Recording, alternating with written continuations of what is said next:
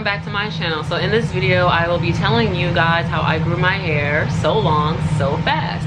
As you guys know, last summer I cut my hair this short. It was to my ears. It literally came, I remember it met up between my lips and stopped about here. My hair now is currently here, exactly 1 year later. It grew this much in 1 year, as you can see here. So a lot of people, if you guys don't know, I'm gonna just talk about this briefly. I posted this blank check picture on my Instagram amongst my other social media outlets. A lot of people were just like amazed. So much so that a natural hair Instagram page, popular one, they have like 86,000 followers. Their name on Instagram is Afroether or Afroether. It's AFROETHER. They reposted my picture and it got like over 2,000 likes and over 130 comments. As you guys know, I just came back from Cuba and I have a tan, and my tan's starting to fade a bit, but I got really dark. And as you guys know, I'm lighter than this. I'm a few shades lighter than this. And so I knew like some people who don't know me or don't know or haven't been watching me might be like, wait a second, like why is she one color here? Why is she another color there? That's kind of weird, especially with different hair and like all that. So I kind of knew that, but I figured like I would just tell them I went to Cuba, like the people get darker, and you know. I wasn't expecting the amount of people to think my hair was fake. Okay, just a gist. The comments started off like, dang, that she got dark, she's dark, how'd she get from this color to this color, how'd she get from light skin to dark skin? Like constantly people talking about my skin color. That was like the only thing they wanted to talk about. And I'm like, y'all don't see this hair growth? Like, I mean, girl. You know, it gradually turned into, oh, her hair is not really, she tucked her hair up, she rolled her hair up to fake it, this is fake, she faked this, like. And then it went from like that to, oh, she bleaches, like, oh, she people were going in on me, y'all. People were going in, like, yeah. If you guys want to see a lot of the comments, I mean, if you guys go onto the page, you probably won't see half the comments that were there before, because the admin, she was so nice that she deleted a lot of the negative comments for me. And because I was like getting so heated, and she was defending me too, and she eventually deleted a lot of the comments. I'm pretty sure there's still comments there that are negative because you can't keep up with all of them. And people were just like in disbelief that my hair could grow from here to here.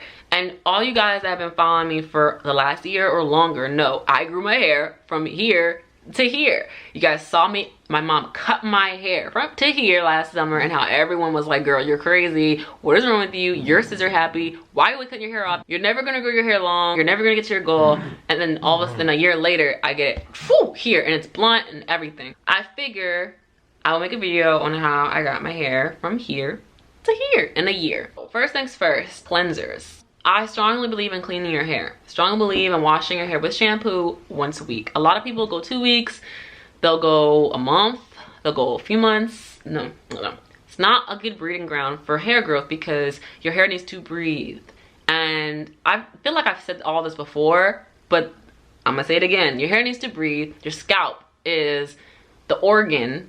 It's an organ. Your skin is an organ that produces your hair to grow. It has follicles in it, and if the follicles are clogged with debris and dirt, it's gonna create fungus and a bad breeding ground for hair growth.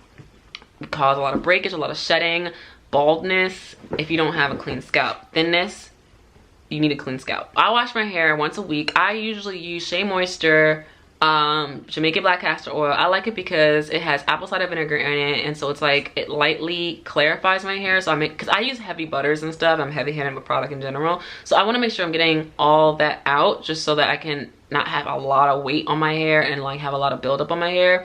But at the same time, I don't want to strip my hair and use like sulfates or something, so I don't use sulfates weekly. But I would say I do use sulfates once every 3 months, right before I'm about to straighten to trim. And that does definitely clean everything up, and it's a nice balance for me. The next thing is to deep condition with heat. Wow, deep conditioning with heat was a game changer for me. I used to deep condition with just a shower cap. Like I think at the beginning of my natural hair journey, before my natural hair journey, I never deep conditioned. I always just used whatever conditioner, slap it in, rinse it out, call it a day, right? But when I started my natural hair journey, I started using deep conditioners. Now I would like at the beginning, I would just like put it in my hair in the shower, wash my hair, put it in the shower, put my hair in a shower cap, and then like proceed to wash my body while my hair deep conditioned in the cap. Thought that like the heat from the shower would just like deep condition it, and maybe it did, but honestly I would say the heat from the shower isn't enough, especially for the amount of time that you're in there. Then I started doing that, but then adding, in addition to that, I would keep my deep conditioner in overnight. I did that for years, keeping my deep conditioner in overnight. It wasn't until I started going to Princhelle and she told me like, don't do that. Follow the instructions basically. Don't leave the deep conditioner in. Do what it says it's supposed to do. Deep condition for the amount of time it's supposed to, and then rinse it out. So I listened to her and I started doing that. So when I started doing that, I noticed another change in my hair. My hair started flourishing even more. The heat aspect is so important because if you're low porosity, like me, your cuticles are closed shut. And when you put product on your hair, it just sits on top of the cuticle. It doesn't get inside into the cortex of your hair, which is the next few layers of your hair. You have to open the shaft, the cuticles, with heat, which gently opens the cuticles of the hair shaft and allows that moisture in, so your hair is getting genuinely moisturized. It's not just sitting on top of your hair, which gives the illusion of shininess or whatever, but it's not really moisturized. I did that. That started making my hair thicker. My hair started getting a lot more thick and like a tighter curl pattern when I started doing that. Now, some people might think, oh, I don't want thicker hair, I don't want tighter hair. But honestly, when your hair starts getting tighter, it just means your hair is healthier. When you have, the more elasticity you have, well, this is not necessarily true, it depends on your shrinkage, but if your hair has a lot of elasticity and a lot of shrinkage, it just means your hair is healthy. If your hair starts like loosening up and like kind of getting droopy, it might mean that your hair is waterlogged, which means your hair has too much moisture. That happens a lot with people who are high porosity. Or it can mean that you have heat damage or some type of chemical damage or some type of damage in general. So yeah, embrace your elasticity, embrace the shrinkage. It's annoying, but embrace it because it means your hair is healthy. So deep conditioning with heat, definitely a game changer. Now, I do all these things I'm mentioning, by the way. The next thing is a moisturizer. Depending on what I'm doing in my hair depends on what moisturizer I use. Now, I just incorporated green tea into my hair. I really like green tea because I was noticing I was getting quite a bit of shedding in the front of my hair, and I noticed like back in April when I straightened, the front was kind of like, not see-through, but it was more see-through than the back. Like it wasn't as bulky as the back was, and I didn't like that. Like I want my hair to be thick. I want thick hair, okay? Shorty thick, that's what I want. So yeah, I was like, I need to figure out something. So I'm hearing about rice water. I tried it, didn't work for me. Black tea I hear is good, but I have brown hair and I didn't want the black tea to dye my hair. So I heard green tea has the same effects as black tea. So I started doing that, and I noticed, I started saving, and I still haven't shown you guys the video on that. I have the footage, I just haven't edited it yet. I will show you an update on my my shedding or whatever with the green tea. My shedding got cut in half. I still get shedding, like that's normal to get shedding, but my shedding cut in half, guys. The green tea works, all right? And when I straightened my hair and just like a couple last week or whatever, the bulkiness at the front of my hair was so much thicker. Like I compared it to the back of my hair and I was like, wow, like my hair is thicker. Like I could tell it got thicker, and I definitely think it's the green tea. So I like the green tea for that. It's also a good detangler. I noticed, I'm not just saying that, like I noticed that my hair is easier to detangle when I spray the green tea into it. It's so much easier to just like comb through it with it in there, because I guess it just has something on it, like it's not just water. Then as far as moisturizer, I mean technically that is a moisturizer because it is technically watery herbal tea, like it's herbal water basically, which is a moisturizer. Water is a moisturizer. And then depending on what I'm doing to my hair, so for example, if I'm doing a wash and go, I will usually probably use like a leave-in, or like I use a souffle. It's thick. Usually my leave-ins are pretty thick. I like them real thick, so I'll use Or's leave-in conditioner. I mean, yeah, it's kind of like a conditioner. Or I'll use Miele Organics. I'll use their twisting souffle. Even though it's technically meant for twisting, it works really good with my wash and goes. So I'll use one of those two for my wash and goes. Now and they're both very heavy and thick because I have very dense, thick hair. I need heavy products. For like my twists and my braids, I'll use Camille Rose Almond Jade twisting butter, which is nice and thick too. So yeah, I'll use that. And then, so those are my moisturizers, and moisturizing your hair is like essential, especially when your hair is low porosity, because even though the water is a moisturizer, you need as much moisturizing as you can get. Just leave the porosities alone for a minute.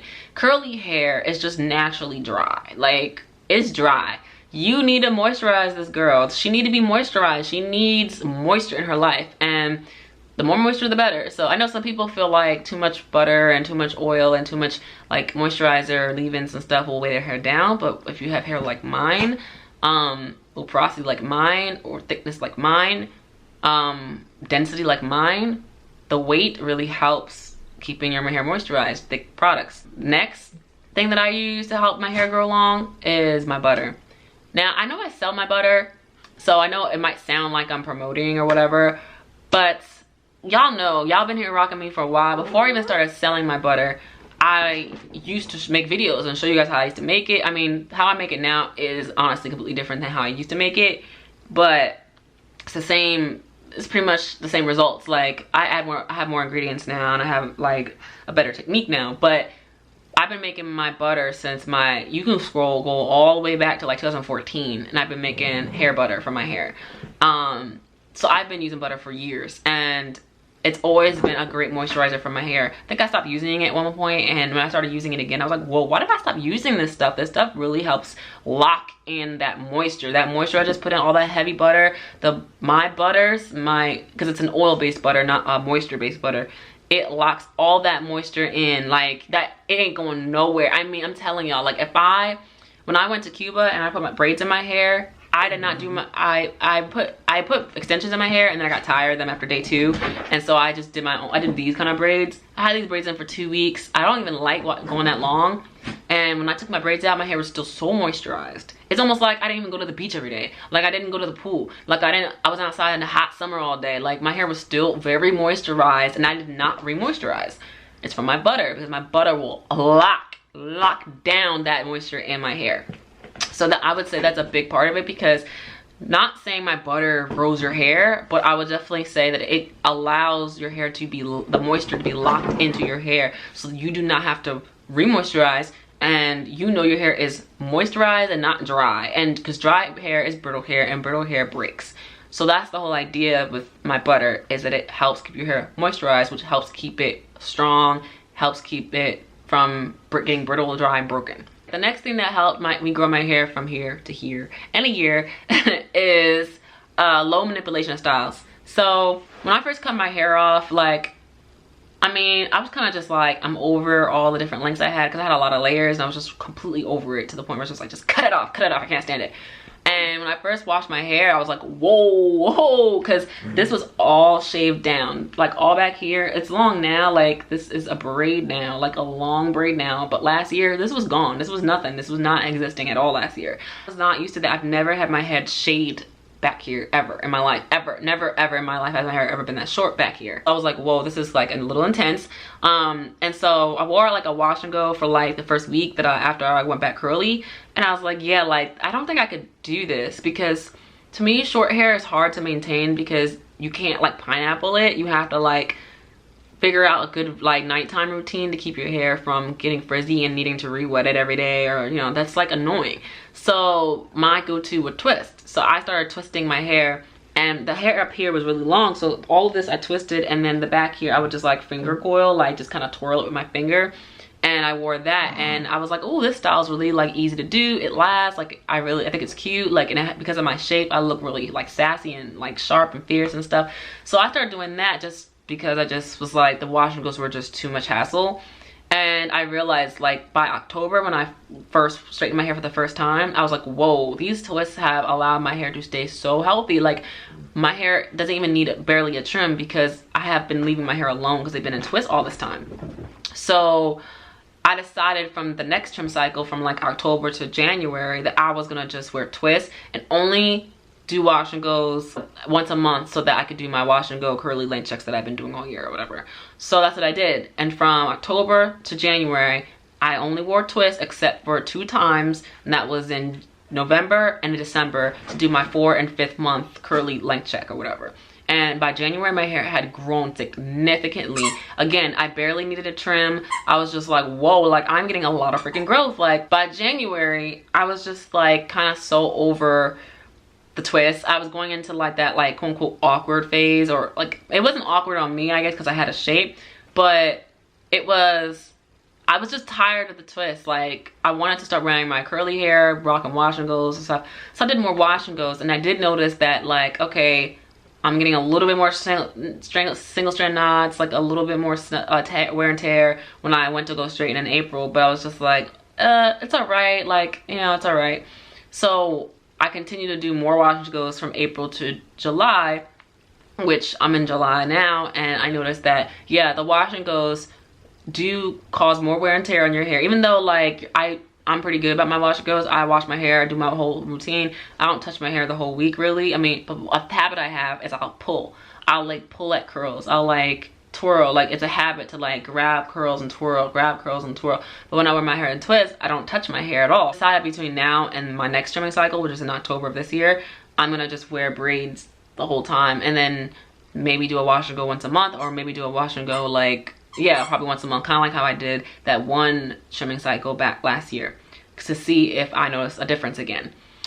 So yeah, the point of me saying all this to say is that low manipulation styles are the go-to, and it doesn't necessarily mean you gotta get extensions in your hair. Sometimes those type of styles, like extensions and like weaves and stuff and wigs, aren't your best friend because they are like an extra thing you're putting in your hair that your head knows doesn't belong here.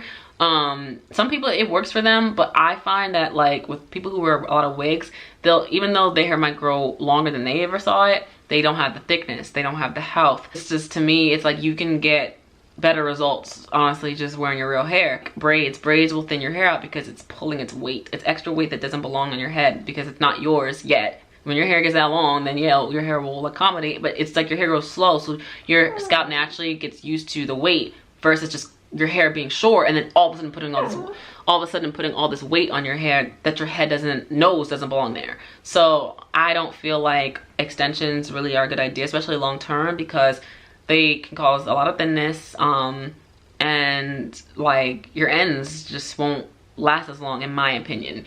Because every time I try to do braids, like my hair on the ends were so freaking thick, they just like poked out. And so I can't even really wear extensions like that because my real hair will just poke out on the ends, and you can see like where my ends stop because they're so blunt.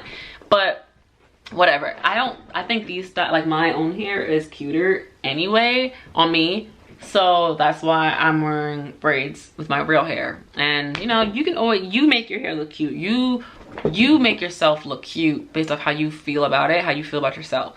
That's how I feel. So yeah, and when I say low manipulation styles, I mean like it could be braids, it could be twists, and it could be wash and goes. Wash and goes are a low maintenance style. So I don't mean protective, I mean low maintenance. Now these are, I would say this is a protective style and a low maintenance style because it's protected. My hair is protected. It is clumped together. All my braids are clumped. My hair is clumped together. It's not going nowhere. It's protected.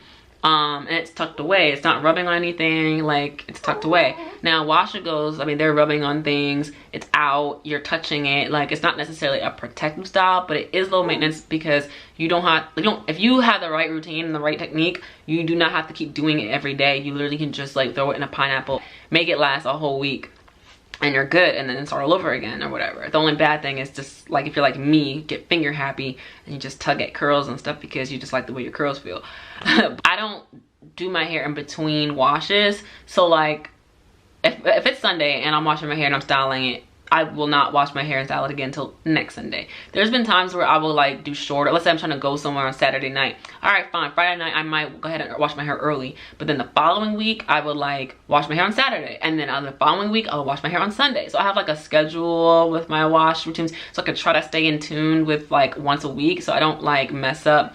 Like I don't overly do my hair, like which is over manipulation. Then the next thing that helped is I only use heat when I'm about to trim my hair. I use heat on my hair. I do not use blow dryers ever. I don't diffuse.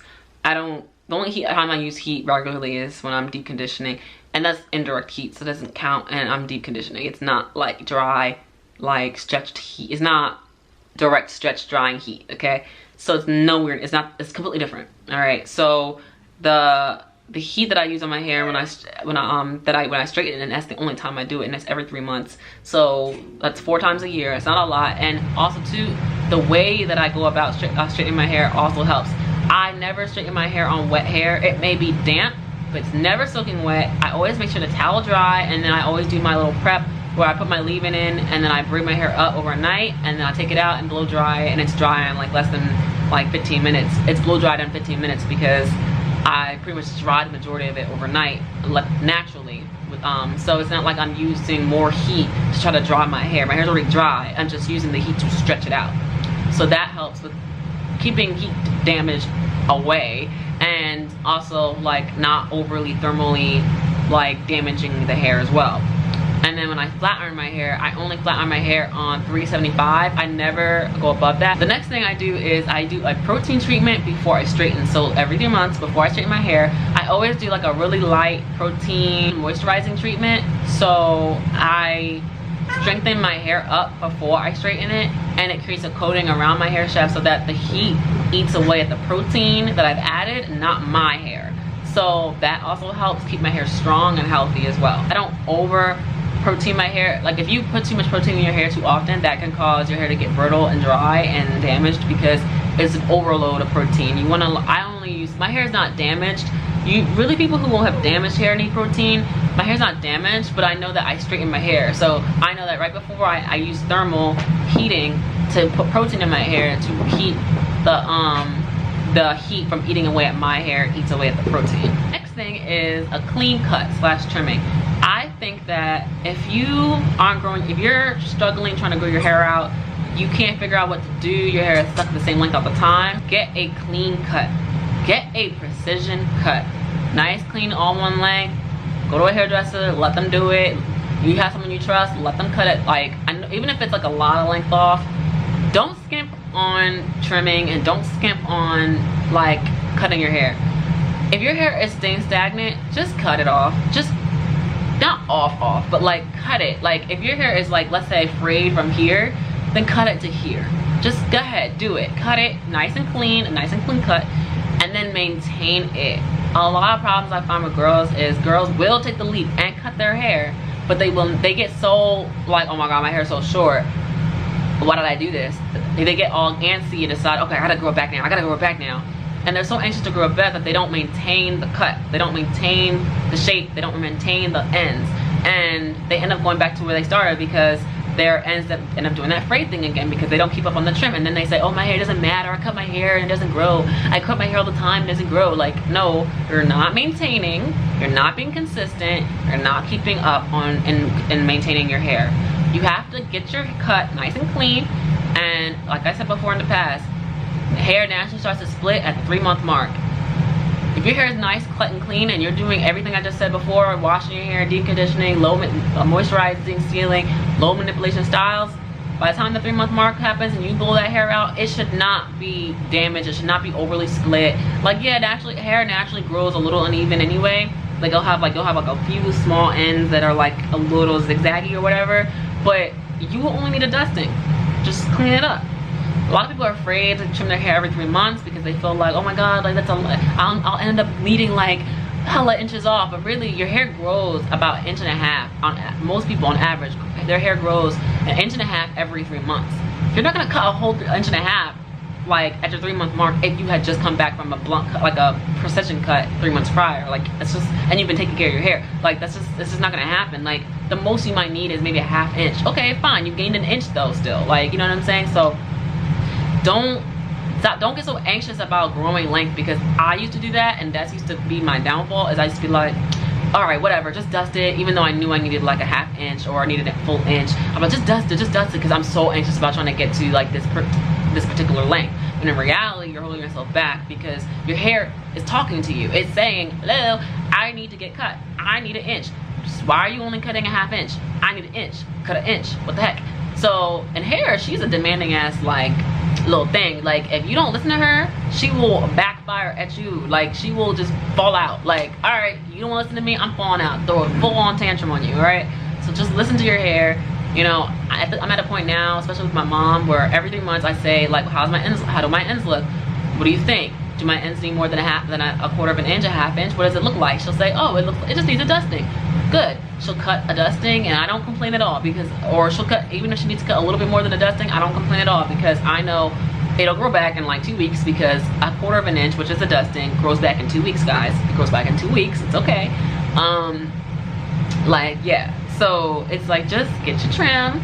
It's better than waiting a year to trim and then needing like 3 inches off because you waited too long to trim and you got hella split ends and now your hair is thin and you get it like now cut above the thinness. Like, no. Just get your hair cut nice in January and come back in April and get the hair trimmed. Come back in July, get the hair trimmed. Come back in October, get the hair trimmed every 3 months. Just do it. Just do it. You gotta start off with a cut. Don't start off with frayed ends and say, okay, I'm gonna start trimming every 3 months like a half inch and it'll be good. No, you have to get rid of all your split ends, all your thinness, all your damage. You have to, and the damage. If you got heat damage, you got color damage, do not expect to do a, let's say your color comes to here, right? And you only cut it to here. Guaranteed your color is gonna act up before the 3 month mark. I mark my word. So don't like have color, this much color, and think it's only this much color, and then at 3 month mark your ends are all effed up because you have color. Like, color hair does not like color. I'm sorry, I don't care what you say. Like, sometimes hair might tolerate color, but you're gonna need way more often if you get color, if you have color. I don't care if it's this much color. Your hair don't like color. That much will start getting frayed and broken off, all right? Get rid of the color, get rid of the heat damage, just have 100% virgin hair. I'm talking about, this is what works for me. I have 100% virgin hair. That is what is the reason why my hair looks the way it does. And with all the other things that I do and take care of it with, it's the reason why my hair looks like it, the way it does. Documentation. So I would say documenting my hair growth has been one of the smartest things that I've done. A lot of people do not document their hair growth, and I would say it helps you because your hair is curly, it's easy for you to get discouraged because curly hair will be like this forever. And you're like, my hair's not growing, my hair's not growing, my hair's not growing. And then you're like, man, I might as well cut it because it's not growing anyway. Like, no, slow down. Document your hair. Take a picture every month, every 2 months, every 3 months, whatever. Last year, I took a picture of my hair every month. So I took a picture every month curly, and then every 3 months when I straightened, I would just take a picture of my hair straight. And it was so encouraging to see myself go from like this little bob, this little like tois, to like having a full-on curly bob, like blunt bob, or seeing my hair go from like a mushroom cut to going to this full beautiful blunt lob, shoulder length long bob. Like, it really is inspiring to see yourself do it. Like, it's one thing to watch someone else and you're watching me and you're getting inspired. Imagine if it's yourself. It's very inspiring. So, and you know to stay consistent because you know what you're doing is working. So document your growth, take pictures. Like, I mean, you can take, you know, selfies if you want to. I'm a little bit more anal. I like to do like my little back shots where I put up my ring light and I set up my camera and I set my timer and I stand against the wall, I stand still and I take the picture. It's like a backwards headshot. Like, I like to do that because, and I wear the same outfit every time because I like the consistency. Like, that, it just helps me. Like, I know it helps you guys, but it helps me. Do it for yourself, and if you share it, then obviously that's more encouraging because people are gonna be like, wow, that's amazing, that's amazing. So yeah, the encouragement really helps because, like I said, when you're curly, it's really, and hair grows so slow as it is, even if you straighten your hair all the time, like when you are just, hair in general just grows so slow, it's just good to document your hair growth so that you can make sure that you're doing things right and you know what works and you know it's like growing consistently and you're getting to your goals. Like, and you can kind of predict in the future where you'll be too. Like, now I know exactly where my hair is going to be in October. I know exactly where my hair is going to be in January because I now have seen the consistency of how my hair grows so far in the last year. Last but not least is consistency. Woo! I've struggled with consistency. It's hard, especially when you're like a little OCD about your hair or just in general. That's probably have seen, if you guys have been watching me go back and forth sometimes between like, oh, do I want to stay curly? Do I want to be a 100% curly girl? I'll just trim it curly. Like, nah, I'll straighten and let my mom trim it. Like, I've been going back and forth between that. It's been a thing I've been doing. And now there's nothing wrong with being 100% curly. There's nothing wrong with trimming your ends curly, like, in a productive way, you know, whatever. But the problem with that is being inconsistent. Now, if I were to straighten my hair, get it trimmed nice and blunt or whatever, I need to keep in mind that this is a blunt cut for my hair straight. When I go curly, I know that this side of my hair doesn't have the same shrinkage as this side of my hair in the front. So yes, this side's gonna hang different than this side of my hair. I have to just, it's okay. It doesn't bother me. I don't mind the asymmetricalness now. If I were 100% curly, then I might cut this up to match this side. But now, if I were to just like say to myself, okay, I'm gonna trim my hair curly, and then even this side up, and then to match this side. Now, if 6 months from now, I decide I wanna straighten, and I straighten my hair, and now this side's up here in the front, and this side's down here in the front because I cut it because it was uneven curly, and now it's uneven straight. Now, I'm gonna wanna cut it straight to match this. It's just like you're doing yourself a disservice by being inconsistent, because you're just gonna, the going back and forth doesn't allow you to move forward, because you're going back and forth. Like, it's like going forward, backward, forward, backward, forward, backward, or left, right, left, right, left, right. You're not gonna be moving at a nice consistent place if you're just bouncing back and forth.